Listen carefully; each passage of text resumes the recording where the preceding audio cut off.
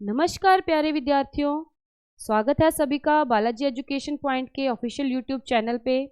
बेटा आज का जो हमारा ये वीडियो है ये हम हिंदी मास्टर कैडर और लेक्चरर कैडर को मेन फोकस रख के इन दोनों ही पेपरों की क्या एलिजिबिलिटी है, क्या सिलेबस सिमिलैरिटी है और किस तरह से तैयारी करें, इस सभी चीज़ों को हम आज की इस वीडियो में कवर करेंगे।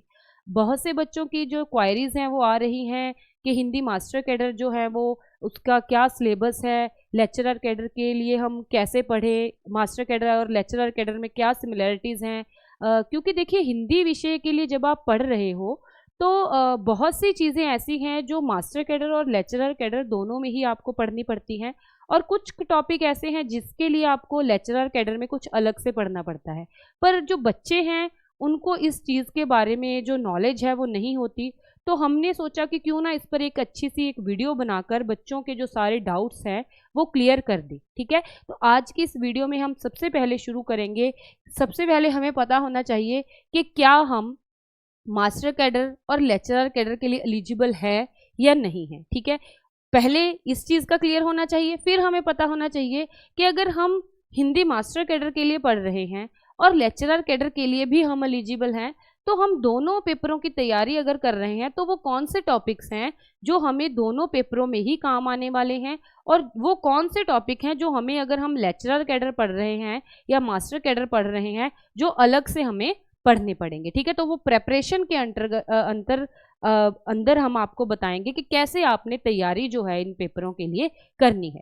तो बहुत ही अच्छे से मैं आज आपको एक्सप्लेन करने जा रही हूँ कि क्या आपकी एलिजिबिलिटी रहेगी मास्टर कैडर की और लेक्चरर कैडर खासकर हिंदी के लिए, और कैसे आपको सिलेबस जो है आपको फॉलो करना है। अगर आप मास्टर कैडर के लिए सिलेबस की जो डिस्कशन है, जो मास्टर कैडर का जो सिलेबस है वो हमने ऑलरेडी हमारे चैनल पे डाल रखा है, प्लेलिस्ट में डाल रखा है, हिंदी की जो प्लेलिस्ट है।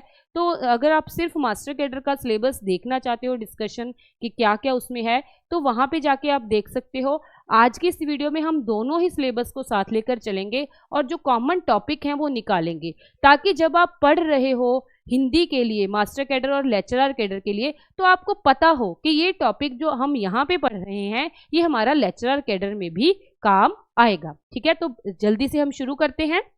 देखिए सबसे पहले हमें एलिजिबिलिटी का पता होना चाहिए। अगर हम बात करें मास्टर कैडर की, मास्टर कैडर के लिए बेटा आपको जो एलिजिबिलिटी क्राइटेरिया है वो वैसे तो है बीए प्लस आपकी बीएड होनी चाहिए, प्लस जो बीए में आपने जो हिंदी सब्जेक्ट है वो लिटरेचर के रूप में पढ़ा हो, और बीएड में आपके पास टीचिंग ऑफ हिंदी जो है वो होना चाहिए। ठीक है जी, अगर आपके पास बीए में लिटरेचर नहीं है, नहीं आपने पढ़ा, परंतु आपने जो बीएड है वो हिंदी विषय के साथ, टीचिंग ऑफ हिंदी विषय के साथ किया है, तब भी आप एलिजिबल नहीं होगे। और प्लस आपका जो पीएस टेट है, पीएस टेट, ठीक है जी, पीएस टेट जो है वो आपका क्वालिफाई होना चाहिए बेटा। ठीक है, पीएस टेट आपका क्वालिफाई होना चाहिए और आपके बीए में जो 55% मार्क्स हैं वो होने आवश्यक हैं, और इसमें भी बीएड में भी 55% मार्क्स होने जो आपके आवश्यक हैं अगर आप मास्टर कैडर के लिए जा रहे हो। तो ये जो मास्टर कैडर का जो एग्ज़ाम है ये वही बच्चे तैयारी इसकी कर सकते हैं, वही बच्चे भर सकते हैं जिन्होंने पी टेट क्लियर कर रखा है, चाहे वो अब किया है चाहे वो पहले किया है। परंतु बहुत से ऐसे बच्चे भी हैं जिनका पी टेट जो है वो क्लियर नहीं है, तो उनको भी निराश होने की आवश्यकता नहीं है। उनके लिए रिसेंटली जो गवर्नमेंट है उसने अनाउंस किया है कि वो लेक्चरर कैडर की जो वैकेंसीज हैं, बहुत सारे 2000 प्लस वैकेंसीज जो है वो आउट होने वाली हैं। देखिए लेक्चरर कैडर से आप ये समझ लीजिए कि जो मास्टर कैडर है वो तो 10वीं तक के जो स्कूल हैं, 6 to 10th तक के जो टीचर हैं उनकी रिक्रूटमेंट से रिलेटेड है, और जो लेक्चरर कैडर है ये +1 और +2, ठीक है जी, +1 और +2 के जो शिक्षक हैं उनकी भर्ती का ये एक कैडर है, और इसके अंतर्गत जो आपकी भर्ती होगी वहाँ पे आपको +1 +2 की जो कक्षाएं हैं, 11वीं 12वीं की जो कक्षाएं हैं उनको पढ़ाने का जो अवसर है वो मिलेगा। तो इसका एलिजिबिलिटी क्राइटेरिया क्या है वो भी हम एक बार देख लेते हैं। इसके लिए आपको बीए तो होगी, प्लस आपकी मास्टर जो आपका विषय है हिंदी, हिंदी में आपकी जो मास्टर है वो होनी आवश्यक है, और उसके साथ आपकी जो बीएड है वो होनी ज़रूरी है। इसके लिए आपको पीटेट की आवश्यकता नहीं है। बीएड में आपका टीचिंग ऑफ हिंदी जो सब्जेक्ट है वो होना आवश्यक है। टीचिंग ऑफ हिंदी आपके पास हो बीएड में, प्लस आपने किसी रिकॉग्नाइज यूनिवर्सिटी से जो मास्टर्स है हिंदी में की हो, प्लस आपके जो मार्क्स हैं वो अब तक जो ये क्राइटेरिया है वो 55% का ही है। ये इस संबंध में जो अभी तक सरकार का कोई भी जो बयान है वो नहीं आया है। हो सकता है क्योंकि जिस प्रकार से यूनियंस जो हैं वो अपना कार्य कर रही हैं, धरने जो हैं वो चल रहे हैं, तो ये जो एलिजिबिलिटी क्राइटेरिया है ये 50% भी हो सकता है, क्योंकि बहुत से जो बच्चे हैं उनके जो मार्क्स हैं वो 55% जो हैं वो नहीं बनते। और एज रिलैक्सेशन से रिलेटेड भी अभी तक कोई नोटिफिकेशन या कोई बयान है जो नहीं आया। यहाँ पर जो अब तक का जो क्राइटेरिया है वो वही मैं आपको बता रही हूँ कि आपको 55% जो मार्क्स हैं वो पोस्ट ग्रेजुएशन में चाहिए, और बीएड में भी आपकी इतने ही जो मार्क्स हैं आपको चाहिए अगर आप लेक्चरर कैडर के लिए अप्लाई करना चाहते हो। ठीक है, तो यहाँ पर आपको एलिजिबिलिटी से रिलेटेड क्लियर हो जाएगा कि हम किस पेपर के लिए एलिजिबल हैं। अब बहुत से बच्चे ऐसे होंगे जो इन दोनों ही एग्जाम्स के लिए एलिजिबल होंगे, और बहुत से बच्चे ऐसे होंगे जिनका पीटेट क्लियर नहीं होगा, वो सिर्फ और सिर्फ इस एग्जाम के लिए, लेक्चरर कैडर एग्जाम के लिए एलिजिबल होंगे। बेटा यहाँ पे मास्टर कैडर के लिए अगर आप प्रिपरेशन कर रहे हो तो ये भी आपने बात ध्यान रखनी है कि बीए में आपका हिंदी विषय होना बहुत ज़रूरी है। क्योंकि कई बार क्या होता है, बच्चे ने बीएड जो है वो हिंदी से कर ली है, परंतु उसको सही गाइड जो है वो नहीं किया जाता कॉलेज के द्वारा। उसने अगर बीए में हिंदी को नहीं पढ़ा है तो आगे चलकर जब वो जॉब के लिए जाता है तो वहाँ पे उसकी जो एलिजिबिलिटी है वो कंप्लीट नहीं होती। तो आपको हिंदी जो है वो बीए में भी आपकी पढ़ी होनी ज़रूरी है। अदरवाइज आपका बीए में जो सब्जेक्ट पढ़ा हुआ है, अगर आपका टेट क्लियर है, तो बीएड में जो आपका टीचिंग सब्जेक्ट दूसरा है जिसमें आपकी एलिजिबिलिटी बनती है, उसके लिए आप जाइए, हिंदी के लिए आप मत जाइए, क्योंकि अगर आपने हिंदी विषय को, हिंदी लिटरेचर को बीए में नहीं पढ़ा। ठीक है, तो ये तो हो गया हमारी जो दोनों एग्जाम हैं, मास्टर कैडर और लेक्चरर कैडर, इन दोनों का एलिजिबिलिटी क्राइटेरिया। अब हम डिस्कस करेंगे इन दोनों के सिलेबस में क्या सिमिलरिटीज़ हैं। देखिए बहुत से बच्चे जो ऐसे हैं जो दोनों पेपरों के लिए एलिजिबल हैं, तो उनका जो फोकस है या ध्यान है वो यही होना चाहिए कि हम दोनों पेपर्स के लिए अपीयर करेंगे, क्योंकि आप एलिजिबल हो बेटा, इसीलिए आपको दोनों पेपर के लिए तैयारी भी करनी चाहिए, और आपको दोनों पेपरों के लिए अपीयर भी होना चाहिए, क्योंकि आप उन दोनों के लिए एलिजिबल हो। तो वहाँ पर जब आप पढ़ रहे हो तो बच्चों के मन में ये डाउट होता है कि अगर हम मास्टर कैडर के लिए पढ़ रहे हैं तो हमें कैसे पढ़ना है, और अगर हम लेक्चरर कैडर के लिए पढ़ रहे हैं तो कैसे पढ़ना है, सिलेबस में क्या डिफरेंसेस हैं। ठीक है, तो यहाँ पर अब हम सिलेबस को अच्छी तरह से देख लेते हैं दोनों ही पेपरों का। देखिए अगर हम मास्टर कैडर की बात करें तो इसका जो सिलेबस का जो लेवल है, जिसको कठिनाई का स्तर बोल देते हैं, तो वो स्तर कौन सा होगा, ग्रेजुएशन लेवल तक का होगा। स्नातक स्तर तक की जो डिफिकल्टी लेवल के जो प्रश्न हैं वो आपको पूछे जाएंगे। परंतु अगर हम बात करें लेक्चरर कैडर की, तो यहाँ पर स्नातकोत्तर, ठीक है, जो स्तर है वो स्नातकोत्तर मतलब पोस्ट ग्रेजुएशन लेवल तक का जो स्तर है वो होगा। देखिए वो तो होगा ही, क्योंकि जो एलिजिबिलिटी क्राइटेरिया है उसमें जो लेक्चरर कैडर में मास्टर्स आपको चाहिए, और मास्टर कैडर में आपको जो ग्रेजुएशन के बाद, जो बीएड के बाद आप मास्टर कैडर के लिए एलिजिबल हैं। तो यहाँ पर डिफ़िकल्टी लेवल पे एक तो दोनों पेपरों का अंतर होगा। ठीक है, और सिलेबस में भी हम देखें तो पहले अगर हम इसके आदिकाल और मध्यकाल की बात करें, तो आदिकाल और मध्यकाल का ये जो भाग है, ये हिंदी साहित्य का इतिहास, आदिकाल की पृष्ठभूमि, परिस्थितियाँ, प्रवृत्तियाँ, ठीक है, सूफी काव्य, भक्ति काल, ये जो सारा भाग है ये दोनों ही पेपरों में एक समान है। देखिए ये आप देखोगे ये दोनों, इसीलिए मैंने यहाँ पे ये दोनों ही सिलेबस को एक साथ रख के, ताकि बच्चों को किसी तरह का कोई डाउट उनके मन में ना रहे।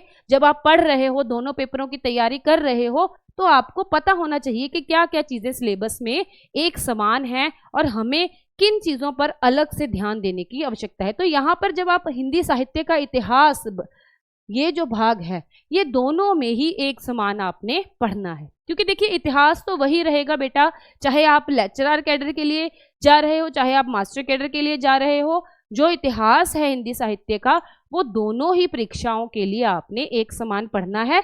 अंतर किसमें है? अंतर है जो ये कवि हैं, देखिए यहाँ पर अगर हम देखें यहाँ पर जो कवि हैं 1 2 3 4 5 6 7 8 9 10 11 12 13, यहाँ पर इन्होंने 13 कवियों की बात की है मास्टर कैडर में, और लेक्चरर कैडर में 1 2 3 4 5 6 7 8 9 10 11 12 13 14 15 16 17, तो यहाँ पर इन्होंने 17 कवियों की बात की है। और इन दोनों में अंतर क्या है? केवल 4 कवियों का अंतर है। एक तो गुरु तेग बहादुर जी, ठीक है जी, एक है घनानंद, गुरु गोविंद सिंह और भूषण, इनका अंतर है, इन 4 कवियों का अंतर है।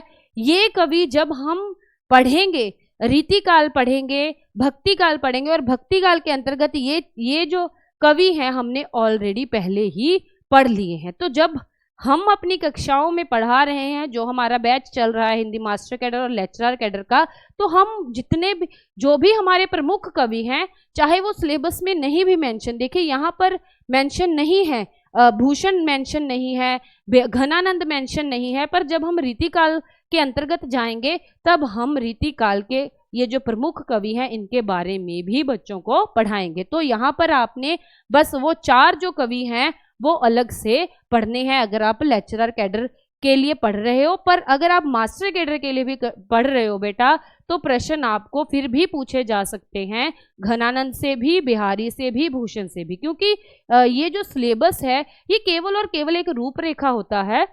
अगर आपको प्रश्न पूछ लिया जाए तो आप वहां पे डिनाई नहीं कर सकते कि ये प्रश्न हमें सिलेबस में से नहीं पूछा गया, ठीक है, क्योंकि जब आपको हिंदी साहित्य का इतिहास ही लिख दिया गया, आदिकाल मध्यकाल लिख, तो वहां से किसी भी जो प्रमुख कवि है, जैसे घनानंद है, बिहारी है ना, भूषण है, ये प्रमुख कवि हैं, इनको आप छोड़ नहीं सकते चाहे आप मास्टर कैडर पढ़ रहे हो, ठीक है। तो ये तो हो गया प्रथम भाग।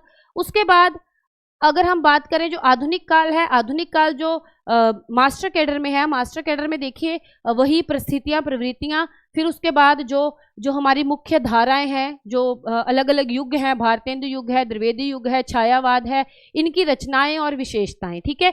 यही चीज देखिए, यही चीज हमारे लेक्चरर कैडर के अंतर्गत भी आती है, ठीक है। वही देखिए आधुनिक काल की पृष्ठभूमि, भारतेंदु युग, द्विवेदी युग, छायावाद, है ना, वही सारे जो काव्य धाराएं हैं उनको भी इसके अंतर्गत भी हमने पढ़ना है, ठीक है जी। उसके बाद जो हमारा गद्य साहित्य है, गद्य साहित्य का उद्भव और विकास, इसमें भी कहानी, उपन्यास, नाटक, निबंध, आत्मकथा, जीवनी, संस्मरण, रेखा चित्र, यात्रा वृत्तांत, डायरी आदि जितने भी हमारी गद्य साहित्य की विधाएं हैं उनके विकास और उद्भव के बारे में हमने मास्टर कैडर के अंतर्गत भी पढ़ना है और लेक्चरर कैडर के अंतर्गत भी। देखिए ये सारी नाटक का विकास, उपन्यास का विकास, निबंध का, कहानी का, ठीक है, और उसके बाद आलोचना का विकास, नव्यंतर विधाएं, जो नई विधाएं हैं, ठीक है, हिंदी पत्रिकाएं, ठीक है, ये उस दोनों में ही समान है, यानी कि जो हमारा सिलेबस है उसके जो टॉपिक्स हैं दोनों ही पेपरों में,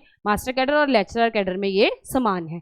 उसके बाद अगर हम कवियों की बात करें, आधुनिक कालीन कवियों की, तो यहाँ पर देखिए वही कवि हैं, केवल 1 और 2 कवि जो हैं वो अलग से उसके अंतर्गत हमने पढ़ने हैं, जिनमें से हम देखते हैं मुक्तिबोध, अज्ञे, नागार्जुन और दुष्यंत कुमार। केवल इन 4 कवियों को अलग से जोड़ रखा है, और जब हम आधुनिक काल पढ़ेंगे तो इन कवियों के बारे में तो हमने पढ़ना ही है, क्योंकि आधुनिक काल में हम इन कवियों को बिल्कुल भी नहीं छोड़ सकते, खासकर जब हम प्रगतिवादी काव्य धारा पढ़ेंगे, ठीक है, प्रयोगवादी काव्य धारा पढ़ेंगे, तो हम इन कवियों को जरूर ही जरूर पढ़ेंगे, चाहे हम मास्टर कैडर के लिए भी तैयारी कर रहे हैं, ठीक है। तो यहाँ पर मैं आपको बताना चाहती हूँ कि जो मास्टर कैडर का जो सिलेबस है उसको ध्यान में ना रखते हुए आप लेक्चरर कैडर के सिलेबस को ध्यान रखते हुए पढ़ें, ताकि आपकी जो विषय की जानकारी है वो व्यापक हो, और जब आपको परीक्षा में प्रश्न पूछा जाए तो आप उन सभी प्रश्नों को सही से उत्तर उनका दे सको, ठीक है जी। उसके बाद यहाँ पे देखिए वही जो पार्ट आगे सेम है, ठीक है, प्रमुख कहानीकार, निबंधकार, ठीक है। प्रमुख कहानीकारों में उन्हीं कहानीकारों की बात की गई है, सेम है नाम, ठीक है। निबंधकारों में भी उन्हीं सेम जो नाम है वो दिए गए हैं, केवल एक और दो नाम जो है वो भिन्न है, ठीक है। देखिए यहाँ पर भारतेंदु हरीशचंद्र, जयशंकर प्रसाद, मोहन राकेश, उपेंद्र अष्ट और ये लक्ष्मी नारायण लाल, हरिकृष्ण प्रेमी और जगदीश चंद्र, ये नाम मास्टर कैडर में नहीं है परंतु लेक्चरर कैडर के लिए आपने पढ़ने हैं। परंतु हम इन सभी नाटककारों को ही जब हम नाटक विधा के बारे में पढ़ेंगे तब हम पढ़ेंगे। यहाँ पे देखिए कहानीकार वही हैं, सुदर्शन है, जैनेन्द्र है, कमलेश्वर है, प्रेमचंद हैं, वही जो मुख्य जिनके नाम आते हैं जब हम कहानी के बारे में पढ़ेंगे। निबंधकारों में रामचंद्र शुक्ल है, हजारी प्रसाद द्विवेदी हैं, बाबू गुलाब राय हैं, रामधारी सिंह दिनकर हैं और हरिशंकर प्रसारी हैं।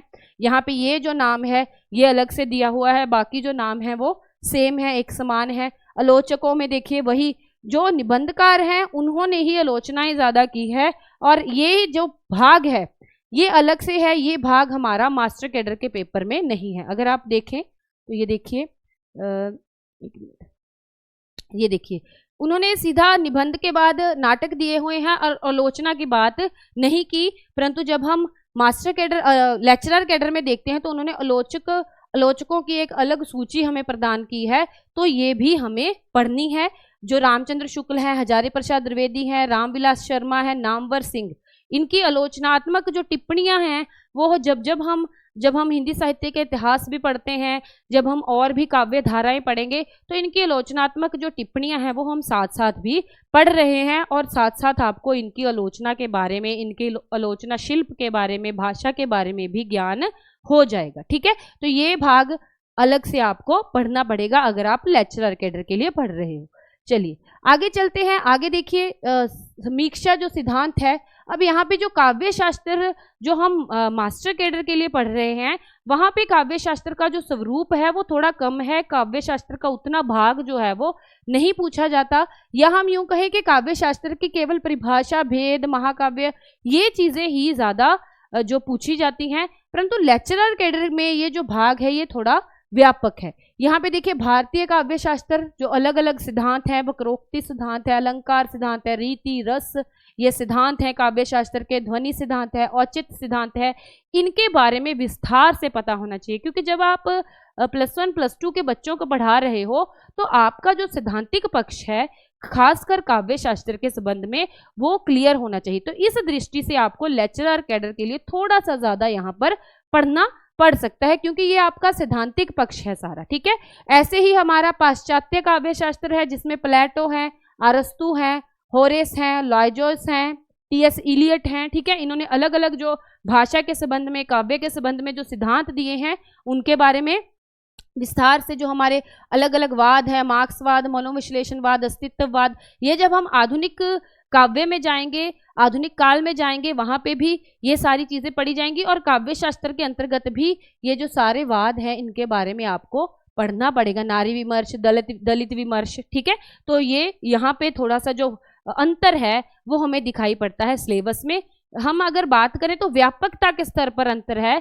जब हम मास्टर कैडर के लिए पढ़ेंगे तब भी हम संक्षिप्त रूप में इन सारी चीज़ों के बारे में पढ़ेंगे, परंतु जब हम लेक्चरर कैडर के लिए तैयारी कर रहे हैं तो हमें उसके जो विषय के अंदरूनी जो तत्व हैं उसको डेप्थ में जाकर पढ़ना पड़ता है। तो उस दृष्टि से हमारे जो पढ़ाने का ढंग है वो ऐसा ही है। जब हम कक्षाओं में पढ़ाते हैं तो उसके हर महत्वपूर्ण पहलू को ये प्रयास किया जाता है कि आपको समझाया जाए। तो हमारा जो सिलेबस है हम लेक्चरर कैडर और मास्टर कैडर दोनों को ही साथ लेके चल रहे हैं। उसके बाद देखिए अगला जो हमारा भाग है वो भाषा से संबंधित है और यहाँ पे देखिए यहाँ पे भी भाषा से संबंधित जो भाग है वो मास्टर कैडर के लिए भी आपको पढ़ना है, परंतु यहाँ पे ये जो भाग है वो बहुत कम है। जो लेक्चरर कैडर में जब आप पढ़ोगे तो इसको क्या है थोड़ा व्यापक कर दिया गया है। बोली क्या है, उपबोली क्या है, मातृभाषा, राजभाषा, इन सभी के बारे में हमें पता होना चाहिए। उसके बाद ध्वनि विज्ञान, ठीक है, इसमें शब्द शक्तियाँ, इसके बारे में व्यंजन, स्वर, ये हमारी जो अलग अलग ध्वनियाँ हैं हमारी लिपि के अनुसार, हमारी हिंदी देवनागरी लिपि के अनुसार, उनके बारे में वर्गीकरण है ना, चवर्ग क्या है, टवर्ग क्या है, ये सारी चीज़ें इनके बारे में हमें पता होना चाहिए। और उसके बाद यहाँ पर ये थोड़ा व्यवहारिक आ जाता है, व्यवहारिक पक्ष आ जाता है। ये जो है ये केवल मास्टर कैडर के लिए ही आपको पढ़ना है, ठीक है। लेक्चरर कैडर के लिए आपको व्यवहारिक जो व्याकरण है उसका जो पोर्शन है या उससे जो संबंधित जो प्रश्न है वो नहीं पूछे जाते। लेक्चरर कैडर के में आपको नहीं पूछा जाएगा कि इस शब्द का विपरीतार्थक शब्द क्या है, वो आपको मास्टर कैडर के लिए ऐसे जो प्रश्न है वो पूछे जाएंगे, क्योंकि 10वीं तक के जो सिलेबस में हम देखते हैं वहां पर ये जो शब्द हैं, मुहावरे हैं, लोकोक्तियां हैं वो ज़्यादा होती हैं। देखिए मुहावरे लोकोक्तियां यहाँ पर हैं, परंतु अगर हम लेक्चरर कैडर में जाएंगे तो लेक्चरर कैडर में ये चीज़ें नहीं है। ठीक है, ये देखिए लेक्चरर कैडर के सिलेबस में जो ये चीज़ें हैं वो नहीं है। ठीक है, देखिए वहाँ पे भाषा परिवार, भाषा की जो उत्पत्ति कैसे हुई, भाषा को कौन कौन से परिवारों से संबंधित है, हिंदी भाषा की लिपि कौन सी है, इस तरह के जो प्रश्न हैं वो पूछे जाते हैं। और जो हमारी अलग अलग भाषाएं हैं, अवधी भाषा है, ब्रज भाषा है, ठीक है, तो यहाँ पर आकर जो भाषा का जो व्यापक एक स्तर है या भाषा का जो विकास का जो क्रम है वो हमें यहाँ पर आना चाहिए। जिस प्रकार हम यूजीसी नेट के लिए प्रिपेयर करते हैं उसी प्रकार की प्रेपरेशन हमारी लेक्चरर कैडर की होनी चाहिए। और मास्टर कैडर का जो थोड़ा स्तर है, कठिनाई के स्तर पर भी वो क्या होता है, आसान होता है।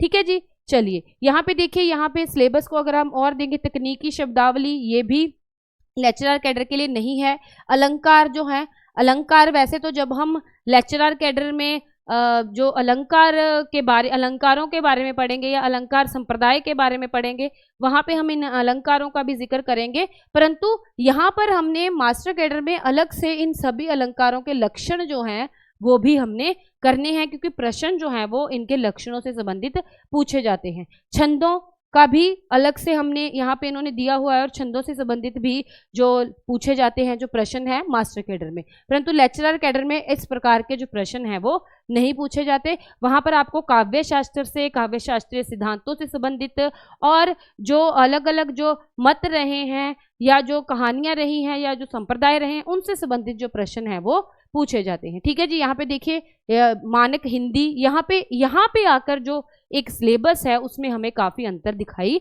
पड़ता है। यहाँ पे देखिए प्रत्यय, अवयव, ठीक है, संज्ञा, सर्वनाम, विशेषण, क्रिया। अब यहाँ पे ये मानक हिंदी के जो संचारी रूप हैं इनका भी हमें पता होना चाहिए। ठीक है, और हिंदी की वाक्य संचार, वाक्य की परिभाषा, वाक्य के प्रकार, राजभाषा हिंदी, ये हम जब टीचिंग ऑफ हिंदी पढ़ते हैं बीएड में वहाँ पे बहुत अच्छे से जो इसको एक्सप्लेन किया गया है कि राज्य भाषा का अधिनियम कैसे, सूची में कब जो हिंदी भाषा है उसको कब रखा गया, कौन सा जो अनुच्छेद है वो क्या कहता है, तो बहुत ही आपको पता होना चाहिए कि किस अनुच्छेद में क्या कहा गया है। ठीक है, देवनागरी लिपि कैसे उसका विकास हुआ, वैज्ञानिकता, क्या उसके दोष हैं, क्या उसका महत्व है, मानकीकरण से संबंधित क्या क्या जो प्रयास हैं वो अब तक हुए हैं। ठीक है, उसके बाद ये यहाँ तक हम अगर देखें तो बहुत सी चीज़ें देखिए सिमिलर भी हैं, बहुत सी चीज़ें जैसे कि हिंदी साहित्य का इतिहास है जो वो सिमिलर है, और जो आप ये पढ़ोगे भाषा क्या है, लिपि क्या है, ये सिमिलर है।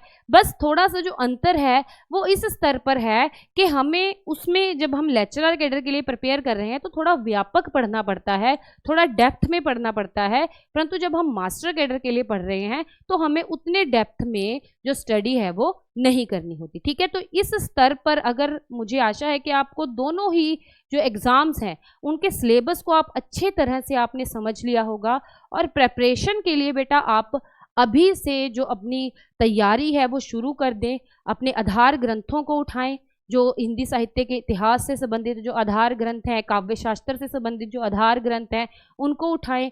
अदरवाइज आप डेली बेसिस पे जो अपनी तैयारी है, चाहे आप 1 घंटा 2 घंटा जितना भी आप टाइम निकाल सकते हो, क्योंकि अभी आपके पास अपॉर्चुनिटी है, अभी आपके पास टाइम है। अगर आप अब तैयारी नहीं करोगे तो बाद में फिर उसके लिए आपको पछताना पड़ सकता है। तो अभी से अपनी जो तैयारी है वो शुरू कर दीजिए। अगर आप मास्टर कैडर के लिए एलिजिबल हो तो मास्टर कैडर के लिए, अगर आप लेक्चरर कैडर के लिए एलिजिबल तो उसके लिए, अगर आप दोनों के लिए एलिजिबल हो तो दोनों का जो कंबाइन बैच है उसको आप कंबाइन जो तैयारी है वो शुरू कर दें। ठीक है, तो मुझे आशा है कि आपको अच्छे से समझ आ गया होगा कि दोनों में क्या सिमिलरिटीज़ हैं और क्या अंतर है, और आप अपनी जो प्रेपरेशन है वो अच्छे से ऑथेंटिक मटेरियल के साथ, ऑथेंटिक रिसोर्सेज के साथ आज से ही शुरू कर दोगे। तो इतना कहते हुए मैं अभी अपनी वीडियो को ख़त्म करने जा रही हूँ। Thank you.